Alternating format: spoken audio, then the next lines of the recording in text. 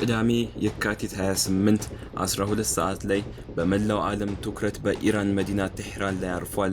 በእስራኤል ሰሜናዊ ግዛት ከሚገኝ የጦር ሰፈራ የተነሱ ዘመናዊ የጦር አይሮፕላኖች ከአሜሪካ የስለላ ድርጅት በደረሳቸው ጥቆማ መሰረት የኢራን ከፍተኛ አመራሮች የሚገኙበትን ሚስጥራዊ ቦታ ኢላማ አድርገዋል። ይህ ቦታ የ90 ሚሊዮን ኢራናውያን ሃይማኖታዊያንና ፖለቲካዊ መሪ የሆኑት የአያቱላህ አሊ ኻሜኒ መኖሪያ ነበር። በጥቂት ደቂቃዎች ውስጥ ከ30 በላይ እጅግ ዘመናዊ ቦምቦች በህንፃው ላይ ዘነቡ። ይህ ጥቃት የአሊ ኻሜኒንና የበርካታ ከፍተኛ የኢራን የጦርና የፖለቲካ መሪዎች ህይወት ቀጥፏል። ነገር ግን ይህ የአንድ መሪ ሞት ብቻ አልነበረም። በመካከለኛው ምስራቅ ለዘመናት ሲብላላ የነበረው ውጥረት ፈንድቶ ወደ ታላቅ የዓለም ጦርነት ሊያመራ የሚችልበት ብልሽታ ነበር። ዛሬ የምንዳስሰው ይህ ጦርነት እንዴት ሊቀሰቀስ ቻለ፣ ከጀርባውስ ያሉት ምክንያቶች ምንድናቸው የሚሉትን ጥያቄዎች ይሆናል።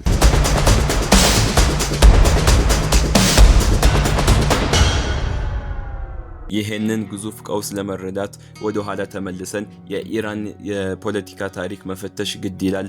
እንደ አውሮፓውያን አቆጣጠር በ1979 የተካሄደው የኢራን አብዮት ሀገሪቱን ብቻ ሳይሆን የመካከለኛው ምስራቅ ጂኦፖለቲካዊ ለዘላለም የቀየረ ክስተት ነበር። ከአብዮቱ በፊት ኢራን በሻህ መሐመድ ረዛ ፓህላቪ ትመራ ነበር። ሻህ የአሜሪካና የእስራኤል የቅርብ ወዳጅ ቢሆንም በሀገር ውስጥ ግን በጨካኞችና በዲክታቶሮች የታወቀ ነበር።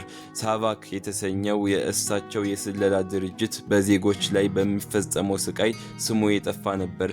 የሚገርመው ግን ይህ የሻህ ስለላ ድርጅት ከአሜሪካው የሲአይኤ እና ከእስራኤል ሞሳድ ጋር የነበረው ጥብቅ ቁርኝነት ዛሬ ላለው የኢራን የደህንነት መላላት እንደ አንዱ ምክንያት ይጠቀሳል። በ1979 ህዝባዊ አመጽ ሲፈነዳና ሻህ ሀገሪቱን ጥለው ሲሰደዱ በአያቱላህ ሩሃላህ ኮሜኒ መሪነት ኢስላማዊ ሪፐብሊክ ተመሰረተ። ከዚህ ዕለት ጀምሮ ኢራን አሜሪካን ታላቁ ሰይጣን፣ እስራኤልን ደግሞ ትንሹ ሰይጣን በማለት በጥላትነት ፈረጀች። ብዙዎች የኢራን የፖለቲካ መዋቅር እንደሌላው ሀገር ፕሬዝዳንታዊ ወይም ንጉሳዊ አድርገው ያስባሉ። ነገር ግን የኢራን ስርዓት በዓለም ላይ ልዩ ነው።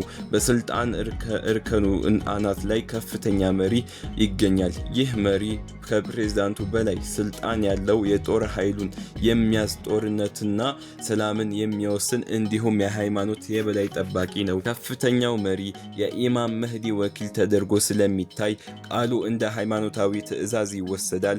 ከእሱ በታች የሀገሪቱ ፕሬዝዳንት ቢኖርም ስልጣኑ ግን በከፍተኛው መሪና በሌሎች ተቋማት የተገደበ ነው። በተለይም የእስላማዊ አብዮት ጥበቃ ጦር IRGC ወይም ፓስዳርን ተብሎ የሚጠራው የጦር ክፍል ከሀገሪቱ መደበኛ ጦር በበለጠ ስልጣንና ሀብት አለው።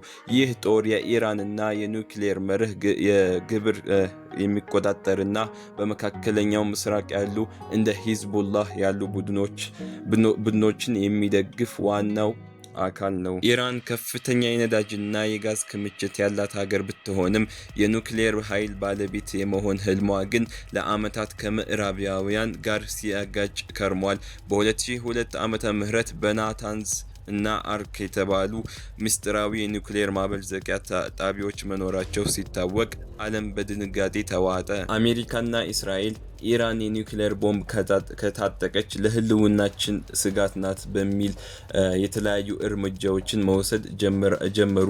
እንደ አውሮፓውያን አቆጣጠር በ2007 ስታክስኔት የተባለ የኮምፒውተር ቫይረስ በመጠቀም የኢራንን የኒውክሌር ማሽኖች ማሽመድመድ አንዱ ነበር። በተጨማሪም በርካታ ታዋቂ የኢራን የኒውክሌር ሳይንቲስቶች በጎዳና ላይ ተገድለዋል። እንደ አውሮፓውያን አቆጣጠር በ2015 በባራክ ኦባማ ዘመን የኒውክሌር ስምምነት ቢፈረምም በ2018 ዶናልድ ትራምፕ ከስምምነቱ መውጣታቸውና ማዕቀብ መጣላቸው ነገሩን ይበልጥ አባባሰው። ይህም ኢራን ወደ ኒውክሌር ማበልጸቂያ ስራዋ በከፍተኛ ፍጥነት እንድትመለስ አደረጋት። ወደ ወቅታዊ ቀውስ ስንመጣ እንደ አውሮፓውያን አቆጣጠር ሰኔ 2025 ላይ እስራኤል በኢራን ላይ ድንገተኛ ጥቃት በመሰንዘር ከፍተኛ የጦር መሪዎችን ገድላ ነበር። ይህ ጥቃት የእኩለ ሌሊት መዶሻ ሚድናይት ሃመር ተብሎ በአሜሪካ ድጋፍ የታጀበ የኒውክሌር ጣቢያዎችን የማውደም ዘመቻ ነበር። ይሁን እንጂ የካቲት 2026 ላይ የኢራን የውስጥ ሁኔታ ይበልጥ እየተባባሰ መጣ።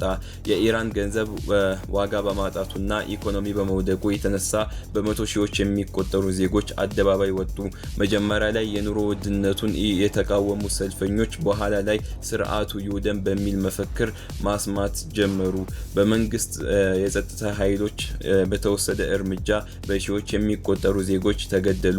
ይህ የውስጥ አለመረጋጋት ለውጭ ኃይሎች ምቹ አጋጣሚን ፈጠረ። ቅዳሜ የካቲት 28 አሜሪካና እስራኤል በሚስጥር ባቀዱት መሰረት ከፍተኛው መሪ አሊ ካሚኒ ከሌሎች መሪዎች ጋር ስብሰባ ላይ እያሉ ጥቃቱ ተፈጸመ። ትራምፕ የካሚኒ ሞት በይፋ ሲያረጋግጥ መላው መካከለኛ ምስራቅ በእሳት ተከበበ። ኢራን ወዲያውኑ እውነተኛ ቃል 4 ወይም ትሩ ፕሮሚስ 4 የተሰኘው የአጸፋ እርምጃ ጀመረች። በመቶዎች የሚቆጠሩ ፓላስቲክ ሚሳኤሎችና ድሮኖች ወደ እስራኤል ተተኮሱ። ነገር ግን ጥቃቱ በእስራኤል ላይ ብቻ አለበቃም። ኢራን አሜሪካን ይደግፋሉ ያለቻቸውን የባህር ሰላጤ ሀገራት ኢላማ አደረገች። የተባበሩት አረብ ኤሚሬትስ ዱባይ ከ200 በላይ ሚሳኤሎችና 1000 ድሮኖች በዱባይና በአቡ ዳቢ በሚገኝ የንግድ ማዕከላትና የጦር ሰፈሮች ላይ ወረዱ። ሳዑዲ አረቢያ የአርሙኮ የነዳጅ ማጣሪያዎችና በሪያድ በሚገኘው የአሜሪካ ኤምባሲ ጥቃት ደረሰባቸው። ኩዌት፣ ባህሬን እና ኳተር የአሜሪካ የጦር ሰፈሮች ባሉባቸው በእነዚህ ሀገራት ላይ ከፍተኛ ውድመት ደረሰ። ዮርዳኖስ እና ኦማን ምንም እንኳን በድርድር የታወቁ ቢሆንም ከጥቃቱ አላመለጡም። ይህ ጦርነት በመካከለኛው ምስራቅ ብቻ የሚቆይ አይደለም።